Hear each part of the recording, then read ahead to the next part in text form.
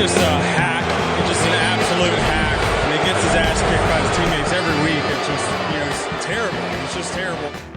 Welcome back to Hack City. Joe DeLeone and Sean Anderson, two former college football players from the University of Rhode Island. And today we are going to be previewing the next round. We're just going to roll over that speed bump. We're going to bring more attention to it, why don't you? The next round of the FCS Play something up Football Playoffs. We're going to have some of these games actually that are supposed to be featured on bigger networks, and we're going to be getting to all that and more. Before we get to that, though, Sean, can you tell our listeners where to bet for this round of the FCS playoffs? By the way, I almost bet on, they have a line for South Dakota State versus Mercer. It is unbelievably big. It is minus 31.5 right now on BetOnline. Don't touch that. Do not touch that line. It's not big enough. Why don't you play that bit up, you hack? Regardless, Screw you. Holiday betting. I'm going to play this ad up. Look, if you're going to be doing some holiday wagering, it's a good way to bond with your uncle. You got an uncle? Bond with him. Talk about sports betting. I bet he knows something about it. Bet online. That's where you should refer him to. And say, hey, Unc, I got a discount code for you if you want some money. Why wouldn't he? He's your uncle. He's not doing jack. All right? He can get on another site. Nice save. Head to Bet Online today. I knew what word you were going to say. Remember to use, everyone's got the uncle.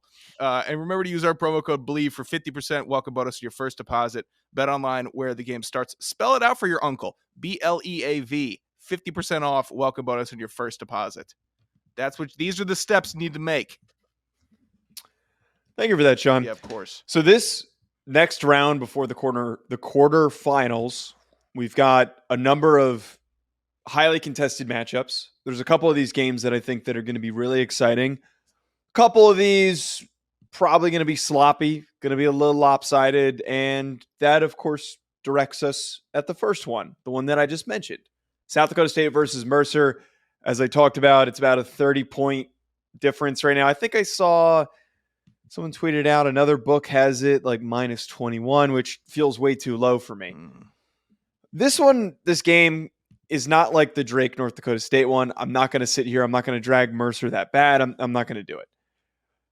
I think that there is a world where Mercer could play this game competitively because they've got weapons. You know, we know Devron Harper. We know Ty James.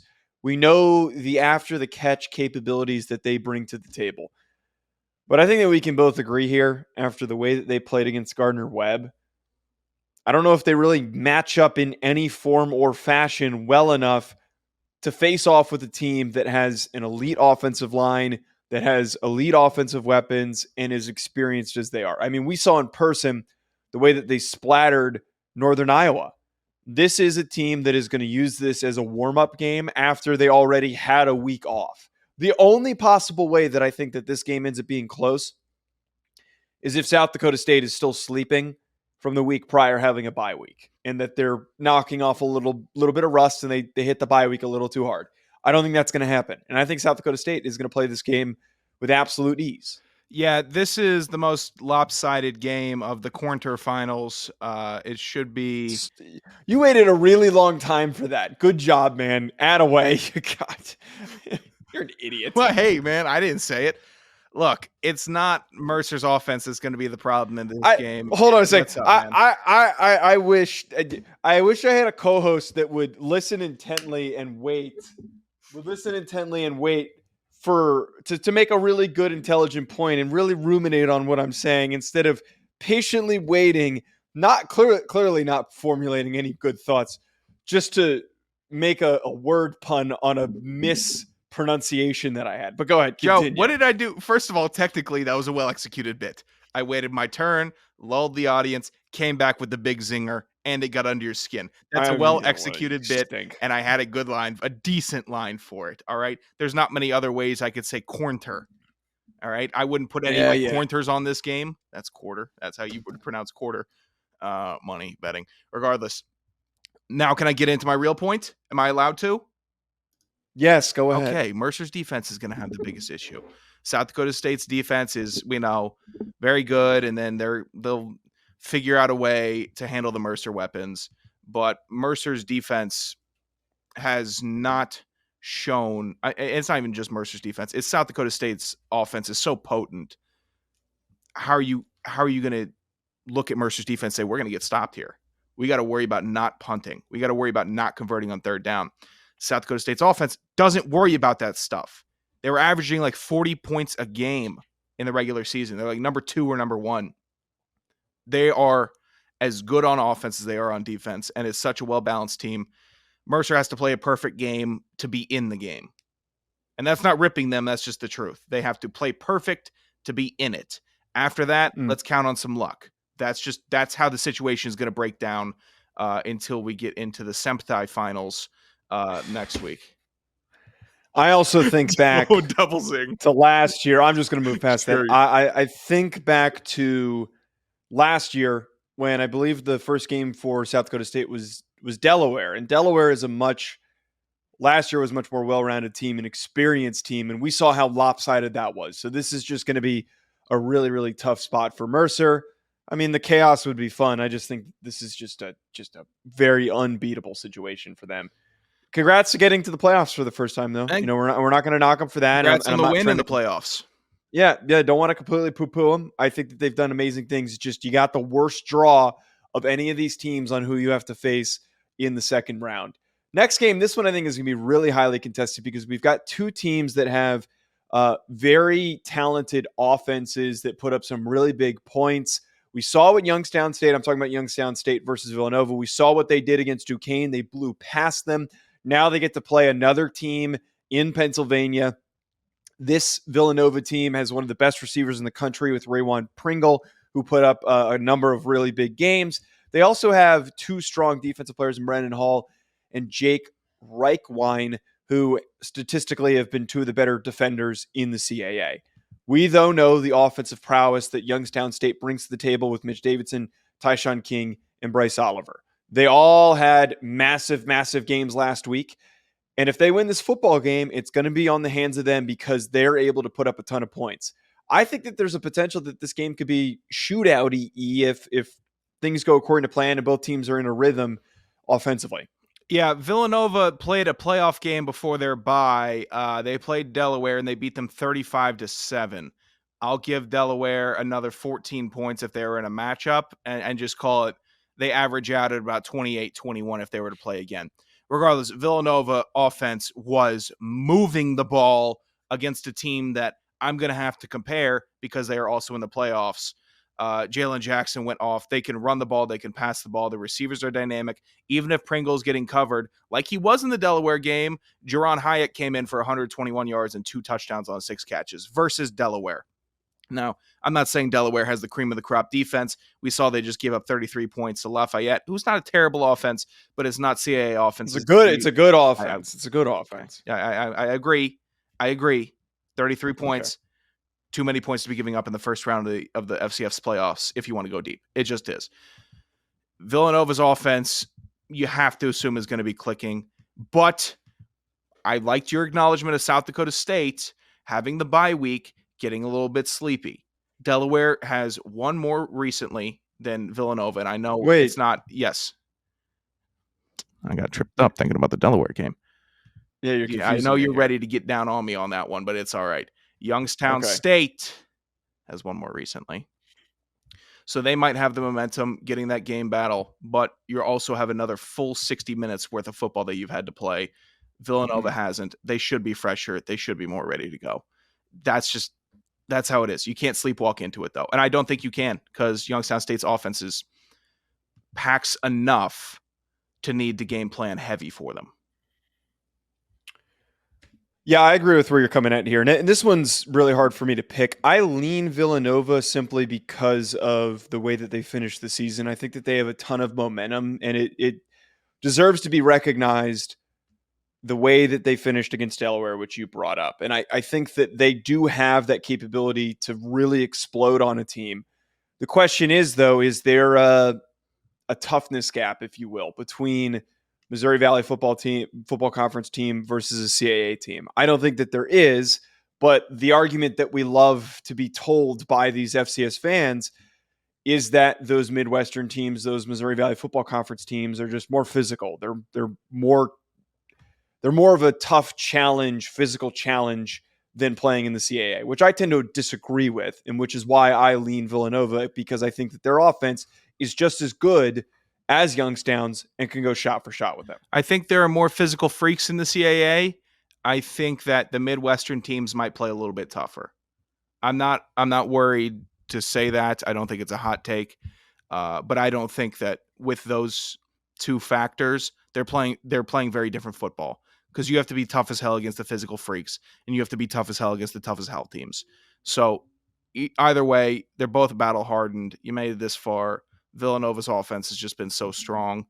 I don't see them laying an egg in this game. I really don't see them laying an egg. I'm not saying they blow them out, but I think they are in a good stride. So I think I have to lean Delaware also. Or Villanova also. God, too many CAA teams in the playoff. Give more to the Pioneer. There's not that. No, absolutely do not give more to the Pioneer. By the way, did you see Robert Morris went crawling back to the NEC, and now the Big South has two teams in it, which is the funniest thing that I have ever seen. It is so goddamn funny that conference has two teams. They need to just dissolve. I don't know why that conference is still trying to stay alive. Robert Morris got smoked like a Philip Morris. Hey, Joe? Okay, let's move on to South Dakota versus Sac State. Shut up. Sac State is the terrible punt. I agree. It was awful. It was a bad shot to take. Sac State exploded offensively last week. Caden Bennett, Marcus Fulcher were phenomenal, and I beg the question here heading into the South Dakota game, where this is another one of those games where I don't totally know which direction I really truly lean, because if that version of Sac State shows up and they show that offensive prowess, they can win this football game. But I am skeptical because I'm skeptical. Why did I say it like that? I have skepticism for Sac State playing against a really, really good defense in South Dakota. I also am wary of the amount of points that they gave up to a pretty lackluster North Dakota defense last week. I think that Aiden Bowman and I think that Carter Bell could get into a rhythm, and they could go shot for shot for them if Sac State does offensively have a productive day. And at the end of the day, if both teams are moving offensively, if I trust one defense more than the other, it absolutely is South Dakota's. Man, South Dakota has played the exact same all year, and Sacramento State has not. This is a terribly complicated matchup because the potential for Sac State is through the roof. South Dakota, we know what their potential is. It's beat everybody and then get challenged really hard by South Dakota State.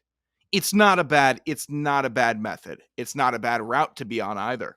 That's great momentum for the school. You know what your team is, play hard-ass defense, score the points you need to score to win, and then keep on chugging.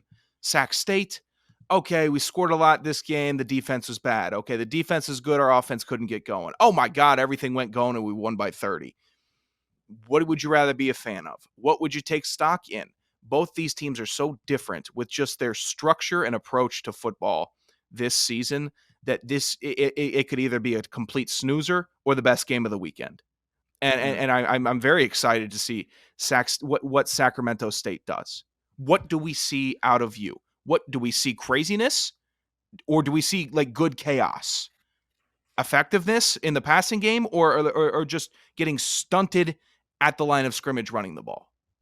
There's too many. I think right now, though, I lean South Dakota because that defense that is led by Brock Mogensen and Nick Gase, I mean, they're just a physical, tough team. And I think that at the end of the day, physicality outplays offensive gimmicks.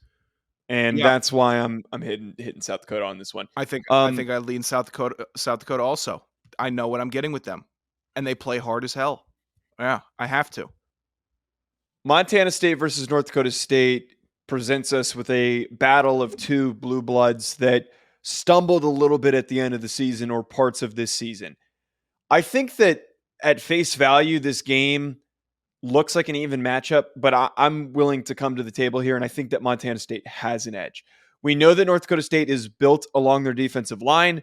I said this before, I'm throwing out the Drake game. I'm not going to sit here and use that as as a rallying point for North Dakota State. Yes, that's great. That's a warm-up game. You got a preseason game as a way to prepare for your next matchup.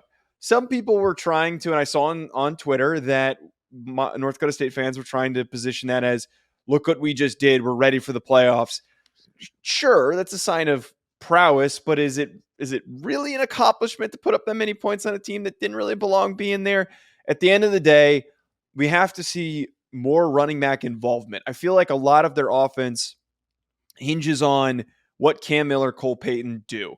It's not the same type of team where we saw fullbacks and running backs getting involved constantly. Tamarick Williams, Hunter Lupke when he was still there. There were so many different options that were getting the football, and I feel like they've kind of strayed away from that. I'd love to see what they do, and at the same time for Montana State, they can't have the same level of passing meltdown that they had against Montana. We saw Sean Chambers and Malott both completely just not be able to complete any passes, turn the ball over. It was a complete mess.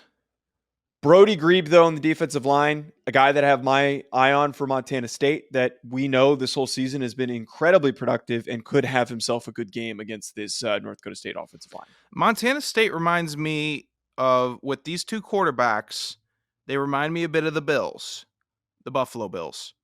You need to strike while the window's there. You have the guys. Because we see right now, if I'm pacing and I'm tracking, last year was great. Like last year's Bills was great, or 2 years ago. This year, okay, we're still good. A couple questionable losses. Next year, what happens? Next year, we're looking at this year for the Bills, where they're 6-5 or 5-5, and we have the talent, we have the coach, we have everything we need, we have our play style, but it's not working. And I know it's different with college because you have guys constantly coming in and out. But for this class, this is your window for Montana State. This is when it all needs to start clicking, and you need to get it clicking fast. You need to win with style over North Dakota State. You cannot play around with them because they are a team that can both expose you, and they're weaker than they have been. So you have no business messing around with them this year.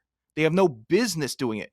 Get past this game if you want to move on. North Dakota State, nothing to lose. Playing with nothing to lose. What's more dangerous, Joe? Nothing to lose or everything to gain? That's a good point. So they're going to go out. People are already doubting him. That's a really good point. I like that. I like that point that you're adding in So there. they're going to go out, play football. Expectations already dropped this year. Lowest expectations for North Dakota State in the last decade.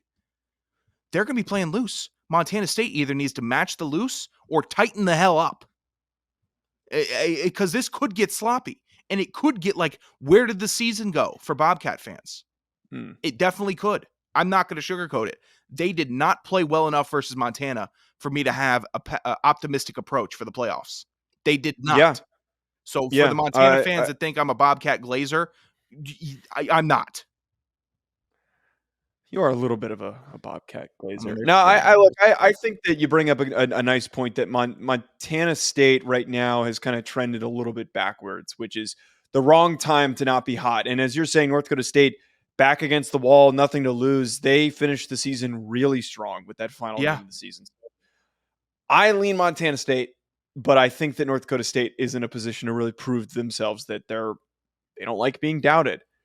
They don't want to be doubted the way that they are. Albany versus Richmond is don't ask me where I lean. Where do you lean? You have the opportunity to say where you lean. No. Because why would we need to put a nice little cap on it? Where do you lean? I'm sorry, I don't want to lean North Dakota State. Okay, thank you for that. Yeah, you're welcome. Albany versus Richmond is probably my favorite matchup. Not my favorite matchup, but one of my favorite matchups of this weekend slate of games, because they didn't even play each other this year. This isn't a situation where we can go, this Richmond is a rematch. Would have had a quality competition game if they had played each other. I actually would argue that Richmond probably wouldn't be in the playoffs if these two teams had played one another, because they would have lost this game. I'm going to be completely blunt. Yeah. They would have lost this game had they had the opportunity to face off with one another. Albany's offense has been really propped up because of Reese Poffenberger. God, his name is just a mouthful to say. Reese. Man, I love those big ships that go out in the ocean. What are they called? Shut Bridges? the F up. He had a great year, but where I draw my attention is to the front seven guys that are in double digit. They have 3 guys that are double digit tackle for loss producers. I'm talking about Anton, Jun Cage, AJ Simon, and then linebacker Ori Jean Charles. Their performance this year has been fantastic. They are impossible to run against. It's one of those things where you might be slowing down opposing teams' run games, but when you're getting massive tackles for losses, it is demoralizing for an offense. I give Richmond credit for the way that they played and finished that game against NC Central last week. But dude, Wickersham might be in for a long day because this is a hungry ass defensive line that is one of the best of the remaining defensive lines in FCS football. Yeah. Richmond inspired a lot of confidence putting up a damn near 50 bomb last week against a really good team. That was impressive. I will note how impressive it was. Poffenbarger has been a very stable CAA quarterback this year.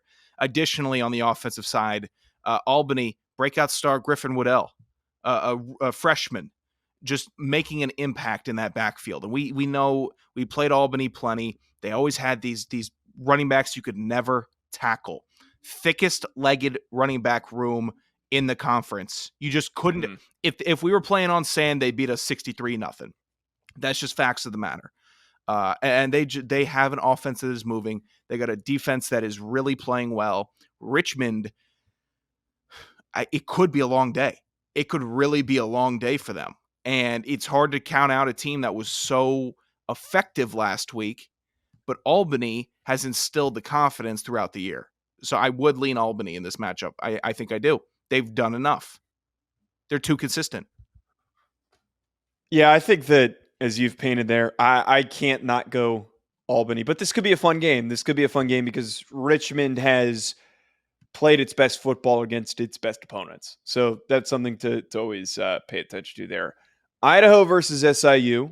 We get another Missouri Valley Football Conference versus Big Sky matchup, which everybody in the FCS loves. I obviously lean with Idaho. I have been in love with their best performances. I think that their worst games, they haven't been smoked. They have found ways to lose in stupid fashion and not the best fashion. But I really like the prowess offensively that Giovanni McCoy brings and Hayden Hatt brings to the table for the Vandals. SIU played their asses off last week against Nichols, and I talked about how that was a barnyard-ass game against a barnyard-ass opponent. But SIU, dude, I don't know if that secondary is really good. Yeah. PJ Jules and company have been fantastic. They're going to have their hands full. Also, do we trust Nick Baker to not have one of his multi-turnover games? They got to be on point offensively. Otherwise, Idaho is that team where if you turn the football over, they will flip it on you and they will score quick and they will build up a lead very quickly because they can march the ball down the field pretty fast. Baker can't duel with McCoy. It's not there. It's not, unfortunately. He has been a fine college quarterback. I almost said good. I got to start being a little more discretionary with my praise. If Southern Illinois does anything, they're going to do it on the ground. If they want to wear somebody down, they need to have the run game going.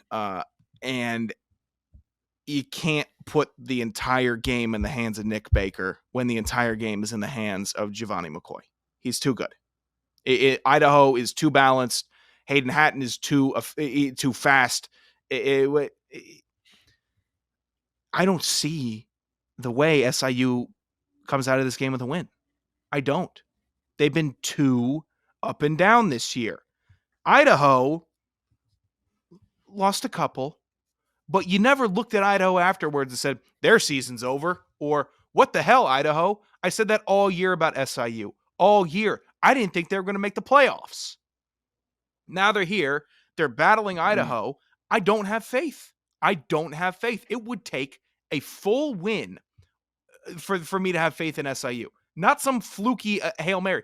It would take a full win before I say, okay, SIU really got the best of Idaho. It shouldn't happen. I don't think it's going to happen. I think Idaho rolls. I think they're built for late November, early December.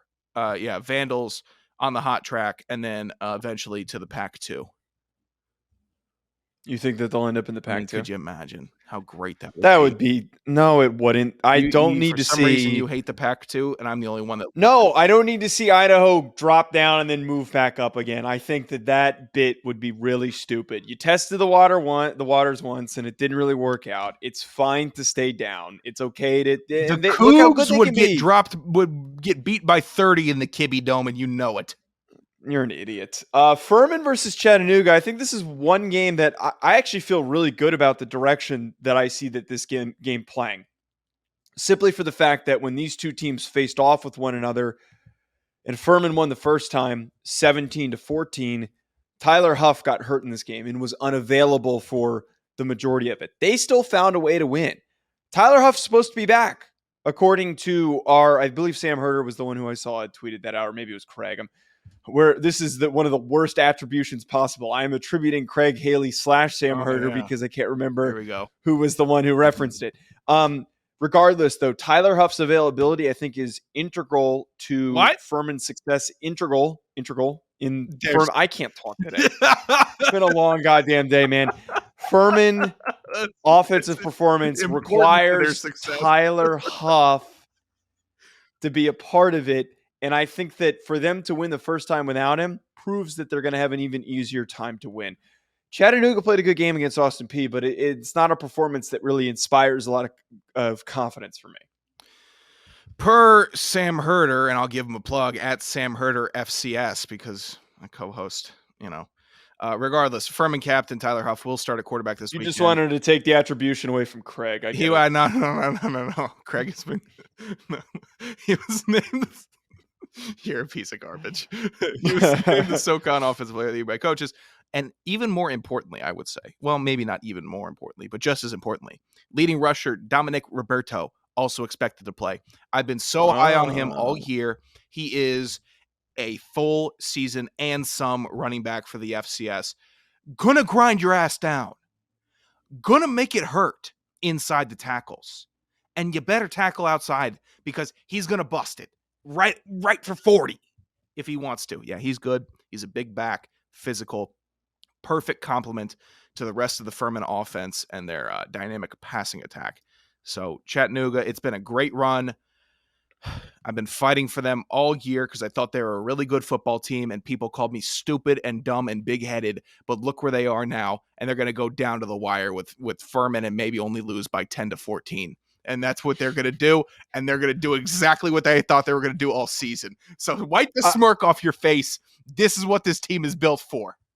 No one talks about it, but I kind of appreciate the SoCon. A lot of these games outside of Western Carolina, a lot of these games are very Big Ten Westy. The way that they're built. We'll see what happens, though. I really think that Furman has a big edge. Montana versus Delaware. I mean, obviously Delaware is going to win this football game. I don't even think that Montana has much of a chance. Yep. I mean, obviously Montana fans. I'm joking. I am joking. Shut up. Guide Life 77. Montana versus Delaware. Plain and simple. Delaware played way too sloppy last week for me to have any confidence in them. And it's exciting that Delaware is moving up to CUSA. And I think that that's a distraction to have announced that right now, right before you play the biggest game of the season against one of the hottest teams in FCS football, most physical teams in FCS football, that is just going to beat the shit out of you for 4 quarters. We know what they do defensively. They got a bunch of corked up dudes that are just coming downhill, smacking the hell out of you. I don't know, dude. I really don't find a way that Delaware doesn't have multiple fumbles and interceptions like they had last week. Where am I supposed to inspire confidence? Where am I supposed to get any confidence in this Delaware team when I know that they're going to get hit hard for 4 quarters? Now, they have some good playmakers on offense. Delaware does. But you touched on the main catalyst for this game and why it's going to go the way that it does. Why would you give another team a chance to send you home packing in your last FCS game? Like, why would you give them a chance to do that in the playoffs? That's poor timing. So you could agree to it. It doesn't have to get announced yet. You could even this is the makings. The in-game shit talking is going to be ridiculous. By the way, it's going to be absurd. That line of scrimmage shit talking. Your boys my outside, God. and that's like the lightest is going to be. Yeah, Like, y'all think Enjoy you guys think you're good enough for you thought it was a for sweet FBS? here? You thought it's going to be sweeter there? Nah, you can get the work on any level. It's there's too much. There's too much head game going on with Delaware right now. Yeah. Why would you do that? It's a It's stupid terrible. decision. It was so It's a stupid. stupid decision by administration dunderheads that don't understand what they're setting the players out there for. You ever go to sometimes you had to tell your parents you didn't want to wear the shirt because you knew the reception when you went to school, right? You knew what it a lot. Yeah. you know the reception. It's your folks, so you wear it, and then it happens, and you're like, you go home, you're like, you cry. What happened? What happened? Why you say it happened? It was the shirt. I told you it was the shirt. That's the post game for the Delaware locker room. Why would you say something about us? That's all they would talk about. That's all they would talk. Enjoy CUSA, you bums. Enjoy not getting anything. Everything is on the table. It's a dumb decision to announce that before this. How did wait 2022? 1 second. Oh, here we go. FCS playoff Sure. bracket. How did? Because my memory's horrible. Didn't Kennesaw make it last year? Yeah. Wait. Or did they not? Am I speaking? I don't. Yeah. No. I'm speaking incorrectly. Never mind. I was going to say that, like, I was curious to see how Kennesaw performed. It was the year prior. All right, Jamie. They made it then. Yep, Jamie.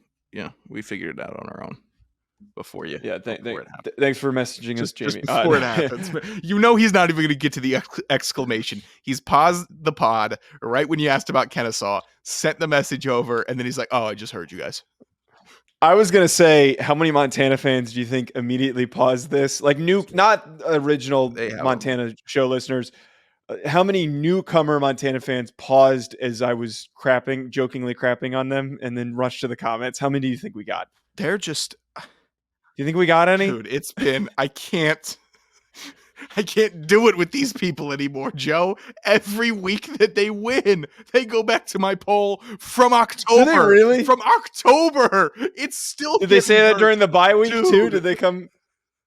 Dude, Delaware moved on. It was, oh, he's probably going to pick Delaware to stomp him out. I'm like, listen to the show, please. Wait, did that actually happen? If there are Montana fans that listen and you see me and you see your fellow Grizz Twitter people, point them to the direction of the show, okay? And then maybe we can get some more clarity and everyone's on the same page and I stop getting yelled at for ranking them appropriately in October.